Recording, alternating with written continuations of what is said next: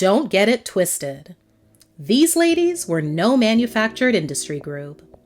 They came together the good old-fashioned way.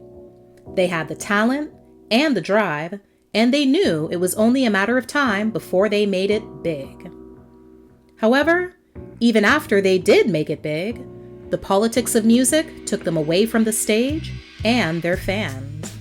Let's find out whatever happened to 90s R&B trio MoKenStef. Monifa Bethune, Kenya Hadley, and Stephanie Sinclair, better known as MoKenStef, came together in Los Angeles, California in 1990. The name of the group is a combination of the first syllable of each member's name. Kenya and Stephanie were cheerleaders while attending the same high school and were also members of a local hip-hop dance crew. They took their dancing very seriously and knew they needed to break away from the other girls in the group that weren't as serious. So they did. However, they felt that if they were going to take things to a professional level, 3 would be better than 2. Enter Monifa.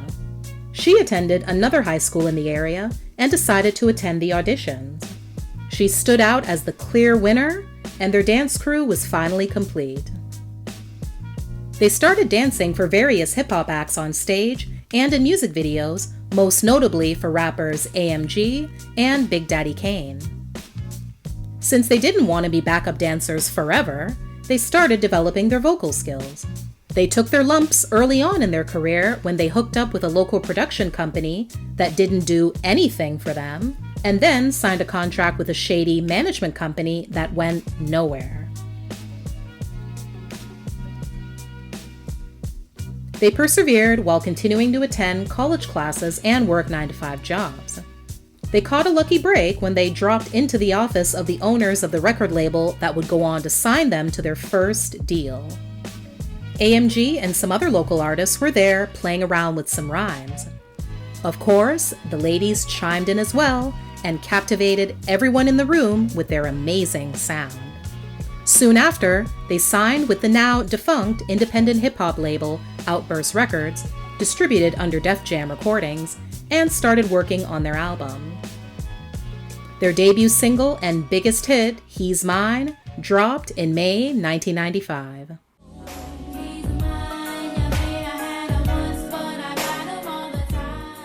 The song would peak at number 7 on the Billboard Hot 100 chart and reach gold status. The messy and scandalous opening lyrics, "He might be doing you, but he's thinking about me," sets the tone for the entire track. It also got some major cool points by using samples from funk band Zapp's Be Alright and the Minneapolis king of funk rock himself, Prince's Do Me Baby. Fun fact, the inspiration for the song written by the group came from R&B group H-Town's 1993 smash hit, Knockin' da Boots, and fans of both songs will also notice the similar sound between them. As is, their debut and only album to date would be released that July. Their follow-up single called Sex in the Rain generated much less success compared to their debut. A planned third single called Baby Come Close ended up being released as a promotional single only instead of commercially. MoKenStef came on the scene at a time when the R&B genre was hot and becoming more saturated with each passing year. However, the ladies have nothing but positive things to say about the encounters they had with other girl group trios who came out around the same time, such as Jade, Brownstone, and Cut Close. They never felt like they were in competition with any other artists anyway, because they always did their own thing, and had major differences between themselves and other groups that they could tap into with their music, like both Kenya and Stephanie being able to rap as well as sing, and the fact that they all obtained college degrees. The following year, the trio appeared on the movie soundtrack to the American comedy film Fat Beach with their song Jockin' Me. MoKenStef weren't heard from for another 3 years until they made an appearance on a compilation album called Hits for the New Millennium by Cool Dre with the track He Say She Say. Also during this time, they recorded another album, but it never came out. In 2000, the group officially called it quits. Then, after a long 14-year hiatus, MoKenStef officially reunited in 2014 and reconnected with their fans on Instagram on their brand new page, The Real MoKenStef.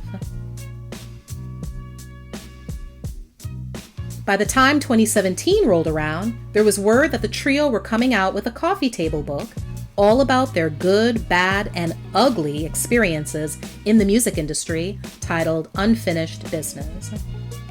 The title says it all.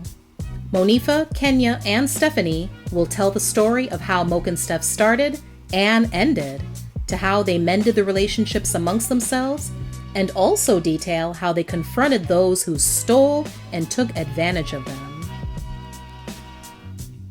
Now they'll finally be able to tell their story their way. It will be full of never-before-seen photos, as well as juicy details about their interactions with other music industry superstars, such as Tupac, Big Daddy Kane, LL Cool J, and Mary J. Blige.